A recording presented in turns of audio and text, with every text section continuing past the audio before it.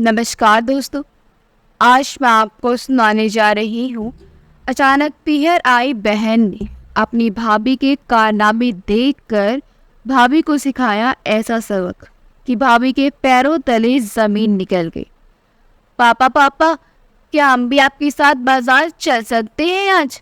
दिवाकर जी की बड़ी बेटी जय ने सुबह का नाश्ता करते हुए कहा। तो जय के साथ साथ विजय भी बोल पड़ा, हाँ पापा, आज संडे है और कल मंडे को भी रक्षाबंधन की छुट्टी है, इसलिए हम दोनों भाइयों ने कल स्कूल से आते ही अपना सारा होमवर्क कर लिया और हमने सोचा है इस बार अपने साथ अपनी छोटी बहन गौरी को भी अपने साथ बाजार लेकर जाएंगे और उसकी पसंद की राखी खरीद कर उसे दे देंगे। दोनों भाइयों की बातें सुनकर दिवाकर जी हंस पड़े और बोले, अरे वाह मेरे सियाने बेटो, मेरी तो कानों कान कुछ खबर ही नहीं और तुम दोनों ने सारा प्लान बना लिया। अब तो मुझे ऐसा लगता है कि मैं तुम्हारा पापा नहीं बल्कि तुम दोनों मेरे पापा हो। कहकर दिवाकर जी ठहाका लगाकर हंस पड़े। तभी दिवाकर जी की पत्नी रमा जी आई और बोली, अरे बाप बेटों में क्या खिचड़ी पक रही है भाई, हमें तो पता चले। तब दिवाकर जी ने रमा जी को सारी बात बता दी। तब रमा जी बोली, अरे बच्चे सही तो कह रहे हैं जी। ऐसा करो, जब तीनों बच्चे आपके साथ जाना चाहते हैं तो क्यों ना मैं भी आपके साथ चलूं। मैं अपने भाई के लिए राखी खरीद लाऊंगी। वैसे भी बच्चे छोटे थे, इसलिए वर्षों हो गए मुझे भी बाजार गए। आपने ऐसा सामान लाकर दे दिया, बस उसी से काम चला लिया करती हूँ। इस बार हम सब एक साथ बाजार चलेंगे। तभी दिवाकर जी व्यंग्य कसते हुए बोले, अच्छा जी, तो क्या मुझे सामान खरीदना नहीं आता? इतने साल यूं ही बिना सामान के ही तुम्हारा काम चल गया क्या? तभी रमा जी बोली, अजी मेरे कहने का वो मतलब नहीं था, आप तो खामखा बुरा मान गए। तभी दिवाकर जी बोले, ठीक है, चलो अब तुम्हें आप बात बनाने मत लगो। छोटे छोटे बच्चे हैं, जल्दी बाजार जाएंगे तो जल्दी आएंगे भी। कहकर सभी लोग तैयार हुए और बाजार जाने के लिए निकल पड़े। दिवाकर जी को विरासत में 300 बीघा खेत, ढेर सारी गाय और बकरियां मिली थी। उनके पिता के पास इतना धन था कि 2-4 गरीब परिवारों का भरण पोषण उन्हीं के खेत में काम करके और उन्हीं की गायों और बकरियों की देखभाल करके होता था। वहीं रमा जी भी बहुत ही धनी परिवार से ताल्लुक रखती थी। उनके पिताजी अपने जमाने के सेठ साहूकार थे और वह देखने में इतनी सुंदर थी कि इंद्र की अप्सरा भी उनके सामने फीकी पड़ जाती। जब तक रमा जी अपने घर की चारदीवारी के अंदर थी, दिवाकर जी को कोई डर नहीं था। लेकिन उनके घर से निकलने मात्र से उतने हष्ट पुष्ट जवान ताकतवर मर्द अपनी पत्नी की सुंदरता को लेकर चिंतित रहते थे कि कहीं उनकी पत्नी की सुंदरता पर किसी लालची बेड़ियों की नजर तो ना पड़ जाए। वही रमा जी इस बात से बेखबर, बिंदास मस्त मौला सोच वाली महिला थी। उन्होंने इस बारे में कभी नहीं सोचा क्योंकि वह एक चरित्रवान और पवित्र सोच की महिला थी। रमा जी ढेरों अरमान सजाए बाजार जाने के लिए तैयार हुए। सभी लोग बाजार पहुंचे। बाजार के बीचों बीच उन्हीं के गांव के मुखिया के बेटे राहुल की पान की दुकान थी। दिवाकर जी उसकी दुकान से हमेशा 2 पान बनवाया करते थे। एक पान उसी समय खाते थे और एक पान को अपने घर लेकर जाते थे। राहुल सोचता था कि शायद वह दूसरा पान अपने लिए लेकर जाते होंगे, लेकिन उस दिन भी दिवाकर जी ने 2 पान बनवाए। एक स्वयं ने खाया और दूसरा अपनी पत्नी को दे दिया। ऐसा वह हमेशा किया करते थे। लेकिन वह पान घर में खाती थी, लेकिन उस दिन उन्होंने बाजार में ही खा लिया। जब उन्होंने पान खाया तो ऐसी सुंदर दिखने लगी कि उनके जैसा पूरे बाजार में कोई नहीं था। राहुल की नज़र जब रमा जी के ऊपर पड़ी तो वह तो अपनी सुदबुद्धि खो बैठा। वह एक टक बिना पलक झपकाए सिर्फ रमा जी को ही देखता रह गया। उसने अपने पान की ठेली को किसी दूसरे को देखने के लिए कहकर रमा जी के पीछे पड़ गया। रमा जी जहाँ जहाँ जाती वह उनके पीछे पीछे जाता। दिवाकर जी ने नोटिस किया उन्हें राहुल का ऐसा पीछे पीछे आना ठीक नहीं लग रहा था, लेकिन वह किसी से कुछ कहता भी नहीं था। इसलिए दिवाकर जी भी क्रोध का घूंट पीकर शांत रह गए। वही रमा जी इन सब बातों से अनजान अपने बच्चों के साथ खुशी खुशी घूमकर राखी के साथ साथ और भी सामान खरीद रही थी। जब उन्होंने सारा सामान खरीद लिया तो दिवाकर जी अपनी पत्नी और बच्चों को लेकर वापस अपने घर जाने के लिए निकलने लगे। तब राहुल ने दिवाकर को एक कोने में बुलाया और कहा, तुम्हारी पत्नी इतनी सुंदर है, मुझे तो पता ही नहीं था। अपनी पत्नी के बारे में उसके मुंह से ये सब सुनकर दिवाकर जी की आग बबूला हो गई। फिर भी उन्होंने अपने आप को शांत रखने की कोशिश की और कहा, हाँ तो तुम मुझसे क्या, तुम मेरी पत्नी के बारे में ऐसा क्यों बोल रही हो? तब राहुल ने उनके कंधे पर हाथ रखते हुए कहा, देखो दिवाकर, मुझे तुम्हारा अकड़ में रहना पहले से अच्छा नहीं लगता था, और अब तो बात मेरी चाहत की है। तुम समझ रहे हो ना मैं क्या कहना चाहता हूँ? दिवाकर जी ने भी मारे क्रोध के राहुल का कॉलर पकड़ लिया और बोले, देख राहुल, मेरे 3 बच्चे हैं और मेरी पति सिर्फ मुझसे ही प्यार करती है, और वो भी मेरे अलावा किसी और के बारे में सोच भी नहीं सकती। और वह 3 बच्चों की माँ है, और तुम कुंवारे हो। तुम्हारे पास किस चीज़ की कमी है? पैसे वाले हो, सुंदर हो, नौजवान हो, तुम्हें तो एक से बढ़कर एक कुंवारी लड़की मिल जाएगी, तो तुम मेरी ही पत्नी के पीछे क्यों पड़े हो? मेरे 3 बच्चों कहाँ जाएंगे? तभी राहुल ठहाका लगाते हुए बोला, अरे मुझे तेरे बच्चों से कोई लेना देना नहीं है, मुझे तो सिर्फ तुम्हारी रूपवती पत्नी ही चाहिए, उसके अलावा कुछ नहीं चाहिए। और तुमने अभी अभी कहा ना कि मैं सुंदर हूँ, नौजवान हूँ, तुम झूठ बोल रहे हो। ये सारे गुण तो तुम्हारे पास है, मुझे तो बस तुम्हारी इसी पर्सनैलिटी से जलन होती है। मैंने तुमसे पहले ही कितनी बार कहा था कि मेरे सामने ऐसे अकड़ कर सीना तान कर मत चला करो, लेकिन नहीं, तुम्हें तो कसम खा ली है कि जब भी मेरे सामने से गुजरोगे सीना तान कर ही गुजरोगे। तुम्हें अपनी मर्दानगी पर बहुत घमंड है, तो ले अब देख तो कितना ताकतवर है। कहकर उसने अपनी जेब से चाकू निकाल लिया और उन्हें ऐसे घायल कर दिया कि किसी को पता ही न चला कि किसने उनके साथ ऐसा कुछ किया भी है। उनकी बातचीत के दौरान रमा जी अपने बच्चों को एक छोटे से होटल में ले जाकर नाश्ता करवा रही थी। जब दिवाकर जी घायल अवस्था में तड़पने लगे, तब शोर सुनकर रमा जी अपने बच्चों को लेकर उनके पास गई। दिवाकर जी ने उन्हें बताया कि राहुल नाम के आदमी से बचकर रहना, ये सब उसी का किया हुआ है। दिवाकर जी इतना ही बोल पाए और वही दम तोड़ दिया। रमा जी फूट फूट कर रोने लगी। तभी शोर सुनकर उनके आसपास बहुत भीड़ इकट्ठा हो गई। तभी राहुल भी अपना उल्लू सीधा करने की चाहत में रमा जी के पास आया और उनके आंसू पोंछते हुए कहने लगा, अरे अरे, आप भी क्या कर रही हैं? अपने छोटे छोटे बच्चे की तरफ तो देखो। आपके पति के साथ जो हो रहा था वो तो हो चुका, अब तो उसे कोई नहीं बदल सकता ना। तभी किसी ने कहा, राहुल भैया, आपके पिताजी आपको बुला रहे हैं। रमा जी ने राहुल का नाम सुनते ही उसके हाथ को झटक कर अलग हटा दिया।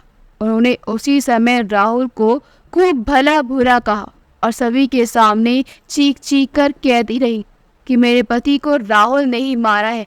लेकिन उस अबला की बात को वहाँ सुनने वाला कोई नहीं था, क्योंकि वहाँ उपस्थित सैकड़ों लोग थे, लेकिन कोई भी किसी के लिए अपनी जान क्यों जोखिम में डालने का कष्ट करेगा। उसी समय वहाँ डॉक्टर तोवर भी पहुँच गए, जो दिवाकर जी के फैमिली डॉक्टर थे।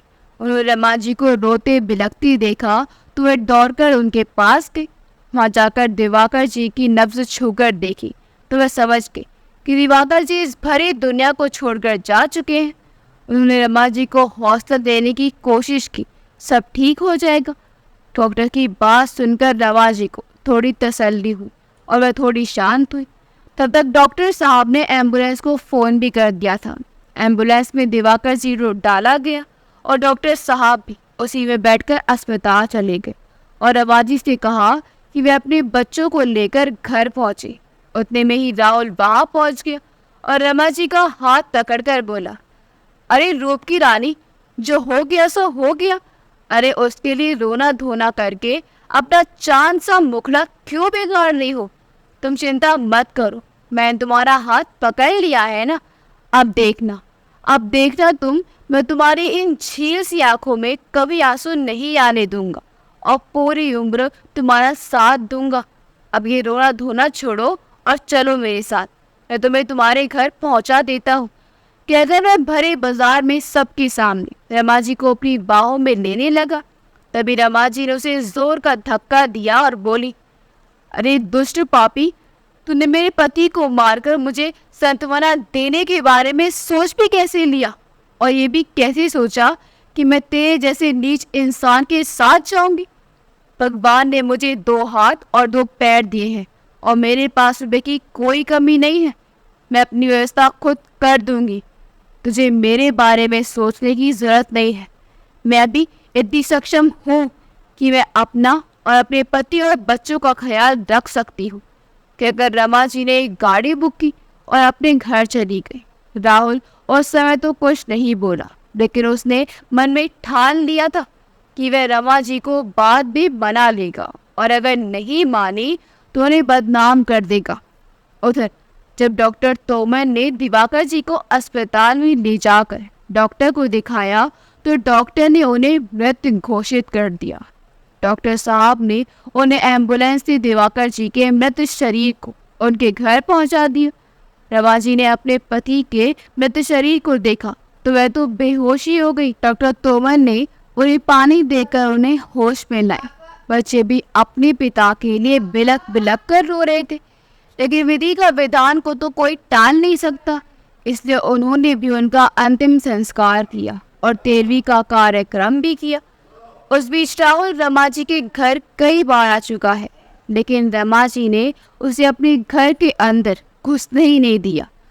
रमा जी ने डॉक्टर साहब की मदद से राहुल के खिलाफ पुलिस में कंप्लेन भी करनी चाहिए, लेकिन राहुल के खिलाफ पुख्ता सबूत ना होने के कारण वह कुछ ना कर सकी। अब रमा जी ने अपने बच्चों के पालन पोषण के लिए कमर कस दी और वह सारा काम करने लगी जो उनके एक घर चलाने के लिए जरूरी था। लेकिन रमा जी जब जब अपने घर से निकलती, राहुल उनके रास्ते का रोड़ा बनकर खड़ा रहता। कई वह अपनी उनसे छेड़खानी करता तो कभी किसी को पैसे देकर करवाता और उनके खिलाफ गांव में मीटिंग बैठाता और ये साबित करता कि रमा जी चरित्रहीन है। समय धीरे धीरे बीतता गया और बच्चे भी बड़े होने लगे। बच्चे समझ रहे थे कि राहुल उनकी माँ को परेशान कर रहा है, क्योंकि रमा जी अपने घर पर रोती रहती तो उनके बच्चे पूछते कि वह आप क्यों रो रही हो? तो रमा जी को मजबूरन में सारी बातें बतानी पड़ती थी जो उनके साथ हो रहा था। इसलिए बच्चे भी समझते थे कि उनकी माँ गलत नहीं है। एक दिन जब राहुल ने उनके घर में घुसकर रमा जी के साथ जबरदस्ती करने की कोशिश की तो बच्चे रोने चिल्लाने लगे। उनके घर में शोर सुनकर आधी रात को ही आस पड़ोस के लोग इकट्ठे हो गए। राहुल ने देखा अब बाजी पलट गई है।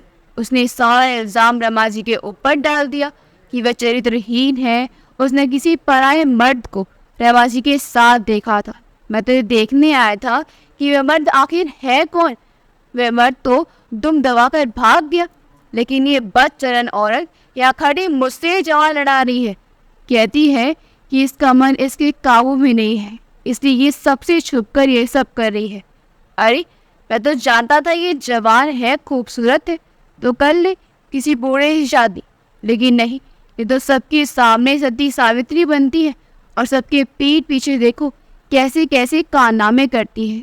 कैसी औरत को हमारे गांव में रहने का हक है? नहीं नहीं।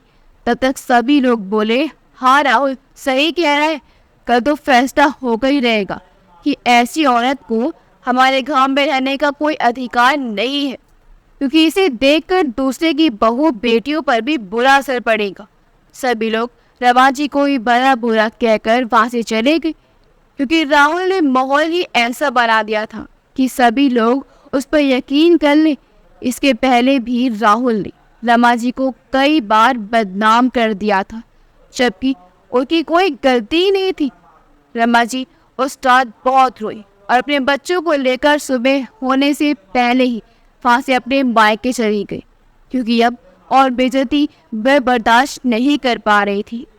सुबह होते ही राहुल रमा जी के घर गया। वहाँ ताला पड़ा देखा तो वह बहुत खुश हुआ। उसने पूरे गांव में ये बात फैला दी कि रमा वास्तव में चरित्रहीन थी और लोगों से उसकी नजरें मिलाने की हिम्मत नहीं थी। इसलिए रातों रात वह घर छोड़कर भाग गई। सभी ने राहुल की बात पर यकीन कर लिया। अब उधर रमा जी जैसे ही अपने बच्चों के साथ अपने मायके गई, उनकी भाभी ने उन्हें देखा तो वह बोली, अरे जीजी, आप इतनी सुबह सुबह कैसे आना हुआ? तब तक रमा जी की माँ भी बाहर आ गई। उन्होंने अपनी बेटी को अपने गले से लगा लिया और सभी को अंदर आने के लिए कहा। सभी लोग अंदर गए। तब तक रमा जी का भाई भी घर पर आ गया, जो सुबह सुबह खेत की तरफ गया था। वहाँ किसी ने उसे रमा जी के बारे में सब कुछ बता दिया। वह आया और रमा जी को अपने कमरे में बुलाया और सारी बातें पूछी। रमा जी ने रो रो कर सारी सच्चाई अपने भाई सुमित जी को बता दी। उनकी सारी बातें रमा जी की भाभी ने भी सुनी और उन्होंने मन में ठान लिया कि वह रमा जी को अपने घर में नहीं रहने देंगी, वरना उनके साथ साथ उनकी भी बदनामी होगी। लेकिन सुमित जी ने कहा, तुम यही हमारे घर में रहोगी। जब अपने माता पिता के धन पर बेटे का अधिकार होता है तो बेटी का क्यों नहीं? और तुम तो निर्दोष हो बहन। तुम्हें हमारे घर में रहने की पूरी आज़ादी है कि अगर अपने दैनिक जीवन के कार्य करने चला गया। लेकिन उनकी भाभी रीना ने अपने मन में ठान लिया था कि वे उन्हें अपने घर से निकाल कर ही रहेगी। जैसे सुमित जी अपने घर से मंडी जाने के लिए निकले, यानी रमा जी से कहा, जी जल्दी से नहाकर खाना खा लो और शाम होने तक अपनी रसोई अलग कर लेना। और हाँ, ध्यान रहे हमारे घर के आसपास नहीं होनी चाहिए। आप जानती हैं ना, आपके पिताजी ने गांव के बाहर एक और खेत ले रखा है। आप वहीं पर अपनी झोपड़ी बना लो और अपना डेरा अलग कर लेना। मैं नहीं चाहती कि तुम्हारी काली परछाई भी मेरे बच्चों के ऊपर पड़े। और हाँ, मैं अपने मायके जा रही हूँ, कल तक लौट आऊँगी। ध्यान रहे मैंने जो कुछ भी आपसे कहा है वो आपके भाई को पता नहीं चलना चाहिए, वरना जान रही है ना मैं क्या कहना चाहती हूँ। इतना कहकर रीना अपने बच्चों को लेकर अपने मायके चली गई और अपने पति से कह दिया कि उसकी माँ की तबीयत बहुत खराब है, इसलिए वे अपने मायके जा रही है। रमा जी ने अपने आंसू पोंछे और उसे गांव के 4 मजदूरों की मदद से एक छोटी सी झोपड़ी तैयार करवा ली और शाम होने से पहले पहले अपने बच्चों के साथ वहां चली गई।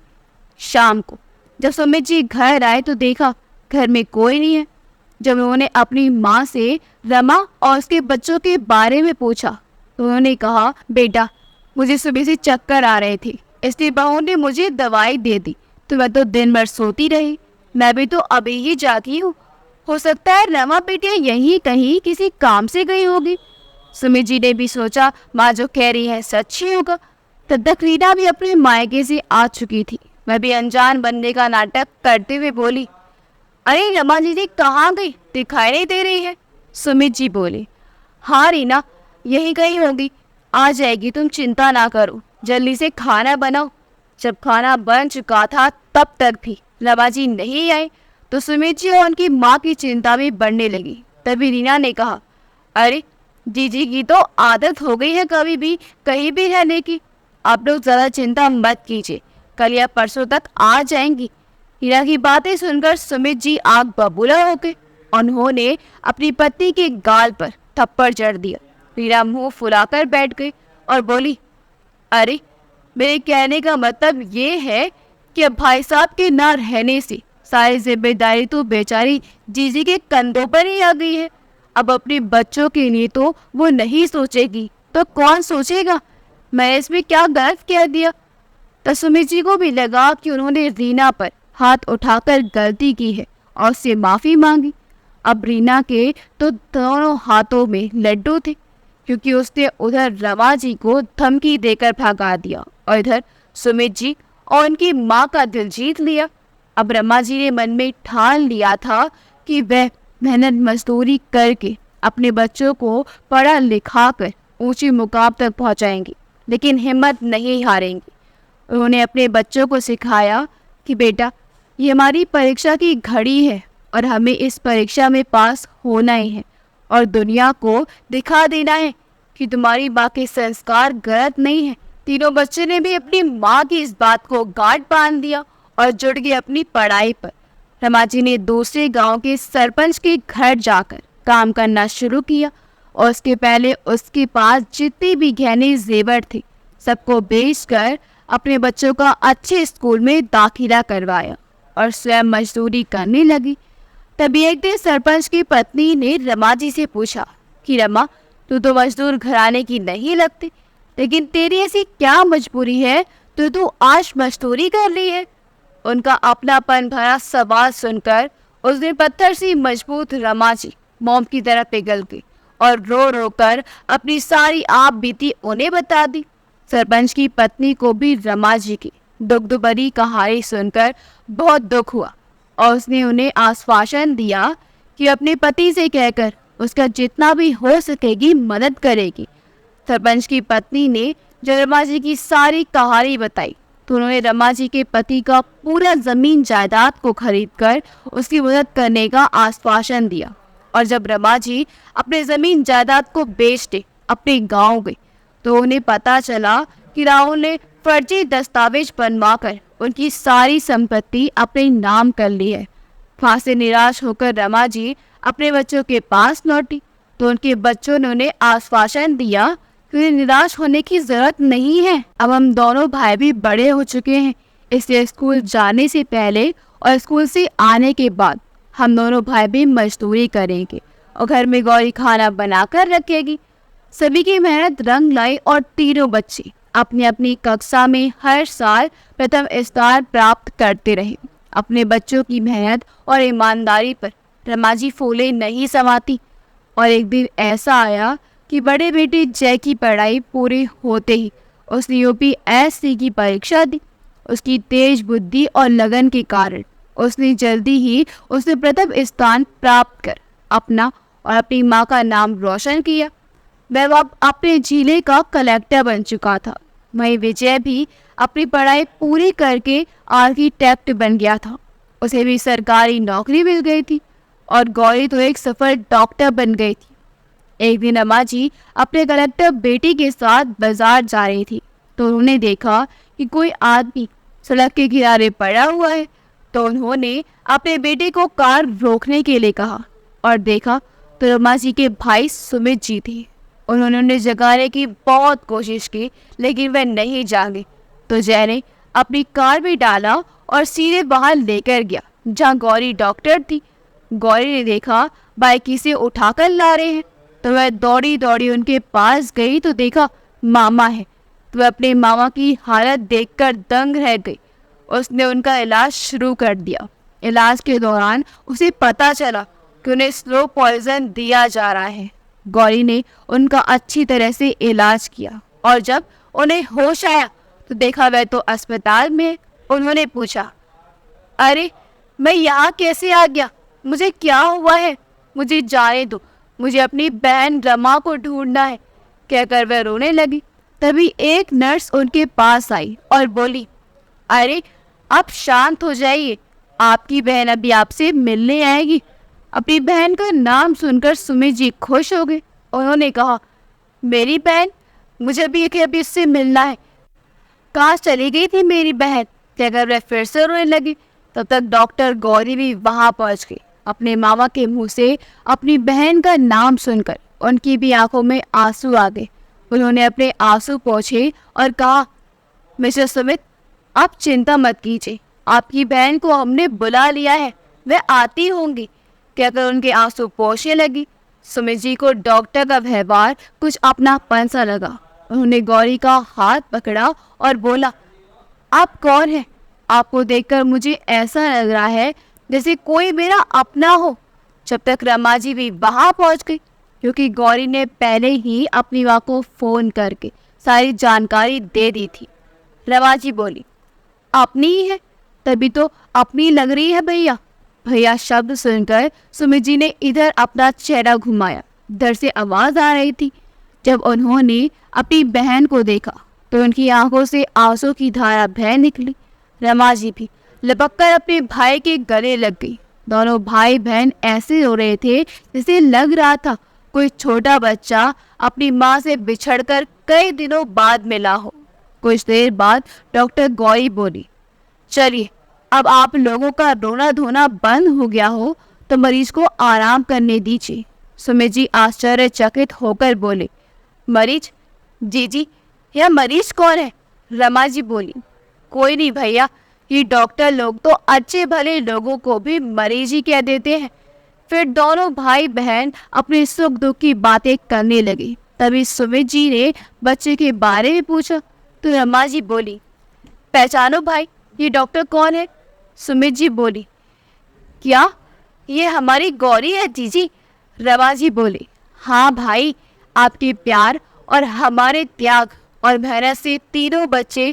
कहकर रमा जी चुप हो गई। तीनों बच्चे क्या जीजी? सुमित जी ने उत्साहित होकर पूछा तो रमा जी ने बताया कि बड़ा बेटा जय कलेक्टर बन गया है, छोटा बेटा विजय आर्किटेक्ट बन गया है और आपकी गौरी को तो अपनी आंखों से देख ही रहे हो। रमा जी ने इतना ही कहा था कि सुमित जी को फिर से चक्कर आ गया और वह बेहोश हो गए। गौरी ने आनंद फानन में उन्हें फिर से होश में आने का इंजेक्शन लगाया और ड्रिप चढ़ाकर ही रखा। रमा जी ने जब अपनी बेटी से पूछा कि भैया की ऐसी हालत क्यों हो गई तो उसने बताया कि मामा स्लो पॉइजन की वजह से बहुत कमज़ोर हो चुके हैं। और आपने जब हम तीनों भाई बहन के बारे में बताया तो वह बहुत ज़्यादा खुश हो गई। इसे संभालने लायक उनका शरीर नहीं है। बहुत कमज़ोर होने की वजह से वह बेहोश हो गए। फिर थोड़ी देर में उन्हें होश आया तो रमा जी ने पूछा, भैया आपको क्या हो गया था? तब उन्होंने जो बताया उसे सुनकर तो गौरी और रमा जी के पैरों तले ज़मीन ही खिसक गई। और उन्हें बताया, जब से तुम हमारे घर से गई थी मेरा मन किसी भी काम में नहीं लग रहा था। मैं सिर्फ और सिर्फ तुम्हें ढूंढता रहा। ये बात जब रीना को पता चली तो एक रात उसने मेरे सिर पर पीछे से जोरदार वार किया जिससे मेरा सिर फट गया। जब खून ज़्यादा निकलने लगा उसी ने किसी की मदद से मुझे डॉक्टर के पास पहुंचा दिया। मैं वहां करीब 20 दिनों तक भर्ती रहा, लेकिन मैं एक दिन भी मुझसे मिलने नहीं आई। फिर डॉक्टर ने मुझसे सारे पैसे जमा करवाए और फिर मुझे छुट्टी दे दी। जब मैं अपने घर पहुंचा तो मैं अपनी किसी सहेली से बात कर रही थी और उसे बता रही थी कि उसके रास्ते का कांटा अब जल्दी ही साफ हो जाएगा। मैं समझ ही पाया तब तक उसने मुझे देख लिया और फ़ोन काट दिया। अब वह मुझे इलाज करवाने के लिए उस डॉक्टर के पास लेकर नहीं जाती थी जिसके पास पहले एडमिट था, बल्कि वहाँ ले जाती थी जहाँ उसकी सहेली ने बताया था। वो डॉक्टर ऐसी कौन सी दवा देता था जिसे खाकर मुझे कुछ भी याद नहीं रहता था। और वह तो जीजी के घर से जाते ही नींद के आगोश में ऐसी समाई हुई है कि उन्हें ये तक नहीं पता कि कब दिन होता है और कब रात। उनकी तो केवल सांसें चल रही हैं। अपने मामा जी की बातें सुनकर गौरी का शक हुआ, लेकिन मामी जी कुछ शायद नानी जी को भी कुछ ऐसा कुछ दे रही है जिसके कारण वह 24 घंटे सोती रहती है। और सुमित जी ने यह भी बताया कि माँ भी उठेंगी तब रीना चाहेगी। वह 2 या 3 दिन बाद माँ को कभी कभी थोड़ी देर के लिए उठाती है, थोड़ा कुछ खाना खिलाती है और फिर से सुला देती है। माँ ने कब नहाया है मुझे तो पता ही नहीं है। गौरी ने सुमित जी से कहा, मामा जी मैं आपको दवाई दे रही हूँ, आप इन्हें सही समय पर खाते रहिएगा और मामी जी जो दवाई देंगी उन्हें खाने का नाटक करना, लेकिन खाना नहीं, और वैसे ही भूल जाने का नाटक करना जैसे पहले आपको कुछ याद नहीं रहता था। और मैं आपको एक मोबाइल दे रही हूँ, उसे मामी जी की हर बात रिकॉर्ड करके रखिएगा। फिर देखिए मैं उन्हें कैसे मज़ा चकाऊंगी। और हो सके तो जो दवाई आप खाते हैं उसके नाम की फ़ोटो खींच कर रखिएगा। फिर देखते हैं आगे क्या करना है। कहकर गौरी ने अपने मामा जी को उनके घर तक कुछ ही दूरी में जाकर छोड़ दिया ताकि उसकी माँ को ये शक ना हो कि रमा जी का परिवार सुमित जी को मिल गया है। सुमित जी ने भी हामी भरी और लड़खड़ाते कदमों से आधी बेहोशी की हालत जैसी स्थिति में अपने घर पहुंचे। सुमित जी की हालत रीना ने देखी तो वह खुश हो गई। सोचा कि चलो ये जहाँ भी रहा होगा बेहोशी में पागलों की तरह ही पड़ा रहा होगा। उसे सुमित जी को घर के अंदर बैठाया और उनके लिए खाना लेकर आई। सुमित जी खाने को कुछ खाया और कुछ गिराते रहे ताकि रीना को लगे कि वह अभी भी बेहोशी की हालत में ही है। और वह बोले, अरे मैं कहाँ आ गया हूँ, ये किसका घर है? रीना बोली, अरे पगले तेरा ही घर तो है, चलो अच्छा है। अब दवाइयों ने कुछ ज़्यादा ही असर करना शुरू कर दिया है। अब रीना रोज ही सुमित जी को दवाई देती और सुमित जी भूलने का नाटक करते रहते। एक दिन जब रीना कहीं गई हुई थी तब सुमित जी ने सारी दवाइयों को फोटो खींच लिया और गौरी को व्हाट्सएप कर दिया। लेकिन उनको ऐसा करते हुए उनके बच्चों ने देख लिया और अपनी माँ के घर आते उसे बता दिया कि पिताजी ने मोबाइल से कुछ किया है। रीना को सुमित जी के ऊपर शक हो गया, लेकिन सुमित जी लगातार भूलने का नाटक करते रहे। लेकिन रीना उनके नाटक को नहीं मानी और अपने पति की तलाशी लेने लगी। देखा तो सुमित जी के जेब में मोबाइल था। व्हाट्सएप खोलकर देखा तो उन्होंने किसी को उस दवाई की फोटो भेजी है। वह समझ गई कि सुमित जी उससे झूठ बोलते रहे और वह सच मानती रही। उसने सबसे पहले वह सारे वीडियो फोटो के बारे मोबाइल से डिलीट किए जो उसके खिलाफ थे और उनका बाल पकड़कर खींचते हुए उनके गालों में थप्पड़ की बरसात कर दी और अपना दवाई लेकर उन्हें अपने सामने खिलाया और चीखती हुई बोली, तुझे क्या लगता था तू मेरे खिलाफ साजिश करेगा और मुझे पता नहीं चलेगा? पता तुझे अब चलेगा या तू सच में पागल हो जाएगा। कहकर उन्हें उनके कमरे में बंद कर दिया और उनको मोबाइल को स्विच ऑफ करके फेंक दिया। अब गौरी परेशान होने लगी कि मामा जी का ना ही फोन आ रहा है और ना ही कोई वीडियो या फोटो ही भेजी है। उसे अपने मामा जी की चिंता होने लगी। 2 दिनों बाद उसने पुलिस को इन्फॉर्म कर दिया और अपने दोनों भाई और माँ के साथ उनके घर पहुंच गई। उस समय सुमित जी अपने माथे को पकड़कर नीचे बैठ लाहौर बहा रही थी क्योंकि उन्हें रीना ने हाई डोज की दवा दे दी थी ताकि वह तुरंत ही अपने होश को बैठे। गौरी अपनी माँ रमा जी के साथ उनके घर में पहुंची तो रीना उन्हें देखकर हक्की बक्की रह गई। उसके मुंह से आवाज नहीं निकल रही थी। वह उन्हें देखकर बोली, जी आप कितने दिनों बाद आई हैं, आप और ये आपके साथ? कहकर रुक गई। हाँ भाभी, ये मेरी गौरी है।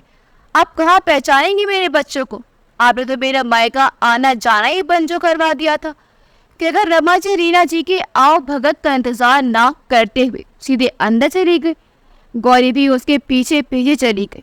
रीना बोली, बैठिए जीजी। गौरी तुम भी बैठो। कहकर उसने फर्श पर नीचे बैठने का इशारा किया। उनके बैठने के लिए चटाई भी नहीं बिछाई जबकि बाजू में ही सोफा रखा हुआ था। रमा जी सीधे सोफे में जाकर बैठ गई। रीना हतप्रभ सी उन्हें देखती रह गई। उसने सोचा, अरे इस भिखारन के तेवर तो बहुत बढ़ गए हैं। लेकिन उसने उस समय कुछ नहीं कहा और सीधे किचन में अपने काम करने चली गई। वहीं गौरी अपने मामा जी की तरफ चली गई। बेचारे अपने दोनों हाथों से अपने सिर को पकड़े लार बहाते हुए नीचे जमीन पर ही बैठे थे। उसने मामा की हालत देखकर वह चीख पड़ी और जोर से चिल्लाई, मम्मी इधर तो आइए, मामा जी की हालत तो देखिए। रमा जी लपक कर अपने भाई की तरफ दौड़ी। जाकर देखा तो उनकी आंखें फटी की फटी रह गई। अभी 3-4 दिन पहले जिस भाई को उन्होंने सही सलामत अपने घर जाने कहा था, आज वही उनकी हालत इतनी खराब कैसे हो गई? वे अपने भाई को गले लगाकर फूट फूट कर रोने लगी और बोली, भाई आपकी हालत कैसे हो गई? उनका रोना धोना सुनकर रीना वहां पहुंच गई और बोली, ओए गरीब भिखारन, पहले तू अपनी स्थिति ठीक कर ले, फिर मेरे पति के लिए आंसू बहाना। बढ़िया ही भाई के लिए रोने वाली, खुद की तो 2 कौड़ी की औकात नहीं है और चली आए मेरे पति के लिए हमदर्दी जताने। कि अगर मैं रमा जी के बाल नोचे लगी और जैसे ही थप्पड़ मारने के लिए हाथ उठाया कि गौरी ने दौड़कर जाकर उसका हाथ पकड़ लिया। दौड़ने छीना झपटी होने लगी। तभी रीना जी के बेडरूम से राहुल निकल कर आया और गौरी पर हाथ उठाने लगा। तभी राहुल को देखकर रमा जी का खून खौल उठा और उन्होंने उसके गाल पर थप्पड़ों की बरसात कर दी और कहा, अरे दरिंदे, तुझे शर्म नहीं आई? मेरे पति को तूने ही जान से मार डाला और मेरी भाभी के साथ अय्याशी करते हुए तुझे शर्म नहीं आई? मेरी बेटी पर किस हक से हाथ उठा रहा है तू? अच्छा, अब मैं समझी कि तूने इतनी आसानी से मेरे पति की संपत्ति को अपने नाम कैसे करवा लिया। तूने मेरे सो जाने के बाद ही मेरी भाभी के साथ मिलकर मेरे अंगूठा का निशान लिया था ना? राहुल हाँ हाँ हंसते हुए बोला, अरे तो क्या मैं इतने करोड़ों की संपत्ति हुई जाने देता?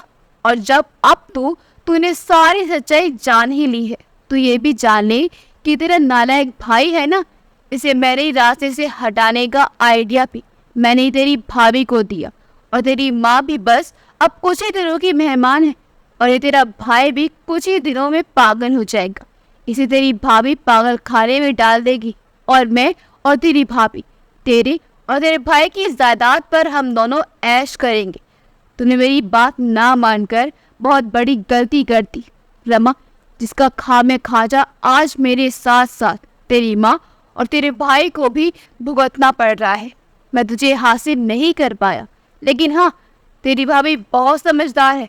उसने मेरे प्रस्ताव को झट से मान लिया और जब मैंने इसे कहा कि क्यों ना हम दोनों मिलकर सुमित और उसकी माँ को रास्ते से हटा देते हैं, और तुझे तो इसे आसानी से हटा ही दिया था, बस फिर क्या था? देखो, आज हमारे दोनों हाथों में लड्डू है। कि अगर राहुल रीना के माथे को चूमने लगा। रीना भी कुटिल मुस्कुराहट के साथ अपनी जीत का जश्न मना रही थी। तभी गौरी ने कहा, अरे मूर्ख, तूने क्या समझा था? तो अपना गुनाह कबूल करेगा और बच जाएगा। मैं हूँ डॉक्टर गौरी। तूने अभी तक जितना उछल उछल कर हमें अनपढ़ गवार समझकर बता रहा था ना, पुलिस के पास तेरा सारा गुनाह रिकॉर्ड हो चुका है और पुलिस ने इस घर को चारों तरफ से घेर लिया है। अब तुम दोनों बचकर कहीं भी भाग नहीं सकते। अगर उसने सीटी बजाई और दंदनाती हुई पुलिस रीना के कमरे में पहुंच गई। पुलिस को देखकर रीना बोली, अरे जीजी, ये सब आप क्या कर रही हैं? आपने अगर मुझे जेल में डलवा दिया, तुम्हारे भाई की देखभाल कौन करेगा? और तुम्हारी माँ की सेवा कौन करेगा? मुझे माफ कर दो। मैं तो समझ रही थी कि आप अभी भी किसी के घर में झाड़ू पोछा करके ही अपना पेट भरती होगी। तब रमा जी ने उसे बताया, भाभी, आपको तो पता ही होगा, मारने वाले से बचाने वाला बड़ा होता है। आपने मुझे और मेरे बच्चों को अपमानित करके निकाल तो दिया, लेकिन मैंने और मेरे बच्चों ने हार नहीं मानी, बल्कि पूरी ईमानदारी और मेहनत से काम किया और बच्चों को पढ़ाया।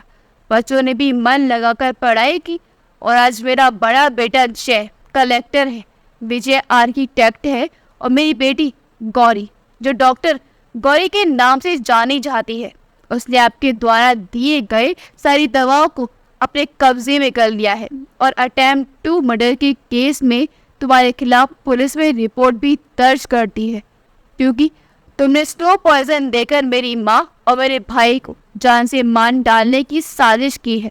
लेकिन अफसोस कि आप सफल नहीं हुई। तब तक पुलिस दंदनाती हुई आई और राहुल और रीना को हथकड़ी पहनाकर अपने साथ ले गई और गौरी ने अपने मामा और नानी का अच्छे से इलाज करवाया।